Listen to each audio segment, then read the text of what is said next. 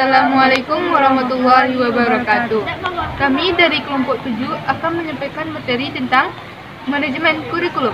Saya Putri Hakimah, NIM 2230103057 dari jurusan MPI 1B. Saya Noviani dengan NIM 2230103053 dari lokal MPI 1B. Selamat menyaksikan. Manajemen berasal dari kata manas dan agri. Manas artinya tangan dan agri artinya melakukan. Jika digabungkan kedua kata tersebut menjadi managri yang artinya melakukan atau yang disebut juga dengan mengendalikan. Selanjutnya, pengertian manajemen menurut para ahli. Yang pertama yaitu menurut John M. Eccles dan Hasan. Manajemen dalam buku bahasa Inggris artinya to manage, yang artinya mengurus, mengatur, melaksanakan, dan mengendalikan. Yang kedua, menurut WJS Pewadarminta, dalam Kamus Bahasa Indonesia, manajemen diartikan sebagai cara mengelola suatu perusahaan. Pengelolaan atau pengurusan suatu perusahaan oleh seorang manajer atau pengatur pemimpin berdasarkan urutan manajemen.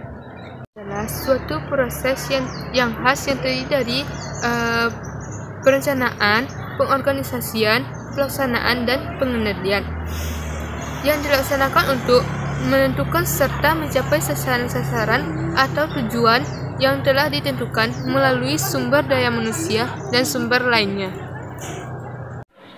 Kurikulum adalah seperangkat rencana dan pengaturan mengenai tujuan, isi, dan bahan pelajaran, serta cara yang digunakan sebagai pedoman penyelenggaraan kegiatan pembelajaran untuk mencapai tujuan pendidikan tertentu.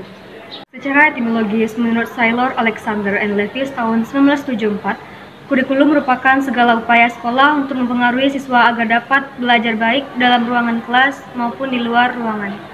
Sementara itu, menurut Hal B. Alberti tahun 1965, memandang kurikulum sebagai semua kegiatan yang diberikan kepada siswa di bawah tanggung jawab sekolah atau all of the activities provided for the students by the school. Prinsip manajemen kurikulum. Yang pertama, produktivitas. Hasil yang diperoleh dalam kegiatan kurikulum merupakan aspek yang harus dipertimbangkan dalam manajemen kurikulum. Pertimbangan bagaimana agar peserta didik dapat mencapai hasil belajar sesuai dengan tujuan kurikulum harus menjadi sasaran dalam manajemen kurikulum. Yang kedua, demokratisasi.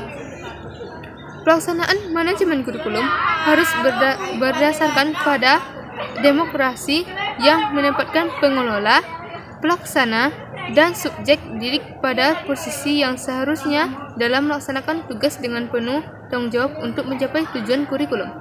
Yang ketiga, kooperatif. Untuk memperoleh hasil yang diharapkan dalam kegiatan manajemen kurikulum, perlu adanya kerjasama yang positif dari berbagai pihak yang terlibat. Yang keempat,